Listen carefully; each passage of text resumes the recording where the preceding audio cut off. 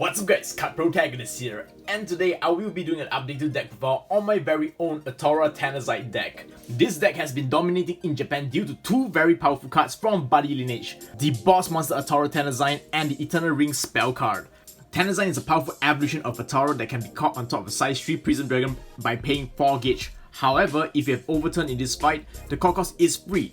Tanzanite is your indestructible Athora but with insane abilities. Whenever you cast spells during your opponent's turn, you deal 1 damage to them. So if you cast 4 spells, you deal 4 damage to them. It also has an incredible 10k across the board with Penetrate, Triple Attack, and for defense, the extremely rare Counter Attack. It has abilities every monster's dream of.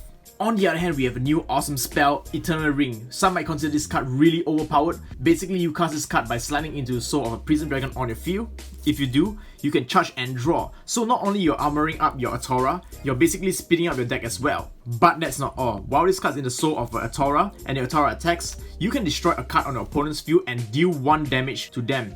And listen to this ability is not once per turn. So combine it with triple attacking Tanzanite and that's instant 3 extra damage burn and 3 card destruction. And if you have multiple copies of it in the soul, the pain is unimaginable. So here's the game plan. I hook onto either Athoras with the overturn ability and surviving using their overturn skill, which is extremely defensive. Then I activate the Heavenly Crystal Awakening draw engine to replenish my hand and gauge. Then I'll proceed to ride Tanzanite as an unstoppable finisher. So let's get into the deck list and why I make certain card choices. So for Tanzanite, I play 4 copies because you can ride over one another as extra protection for no gauge cost. So it's okay to play 4 copies because they are never dead in hand, you can just stack them over and basically they provide soul for each other. Elder Athora is the first core target in the deck due to its ability to God mode and deal huge burn damage to weaken the enemy before finishing off with Tanzanite. 2 golden as backup in case I do not draw Eldo. It has a pretty neat overturn ability that ensures you survive and it unlocks the Heavenly Crystal Awakening skill. For my buddy, I play 4 copies of Sheldra because you'll be able to search out your powerful spells such as Eternity Ring, Crystal Boots in case you need an item, set spells whichever you need, and your Absolute Defense Asterism effect. This is an amazing card that allows you to toolbox any card you need depending on the situation.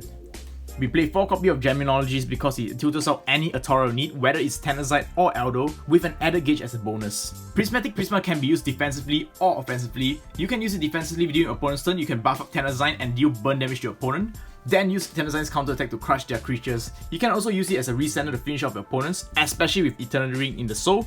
Every restand is extra burn damage as bonus. I play 4 copies of Asterism effect because with the draw engine, discarding cards is never a problem. You can also discard SS Heavenly Awakenings in case they are dead in the late game.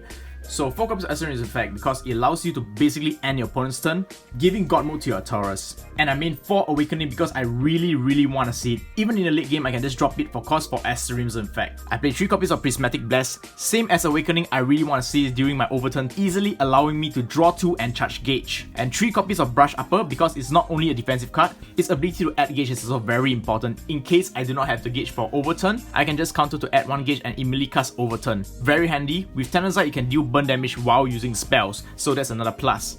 1 of each Starjack boost and enhancement to speed up the overall deck. Set spells are pretty much searchable with the Sheldra depending on situation. Eldo Ground is amazing here because of all the burn damage I'm dealing with Tanzanite. I play 4 copies of Crystal Crescent Grief because it not only powers up my Athora, it prevents it from being nullified by effects, and also it deals 2 damage to your opponent, so it helps me push for game. And for the impact, I play 2 copies of Direct Dynamic Diamond Overhead.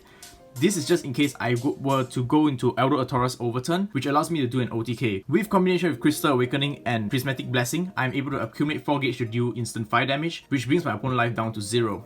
So I hope you guys enjoyed my Athora deck profile. Leave a comment down below on which Buddy Lineage deck you would like to see. And also if you're looking for foils and completed decks, do check out my online shop www.buddy-mart.com. Links are in the description box down below and we mail worldwide right to your doorstep. So till next time, keep on buddy fighting!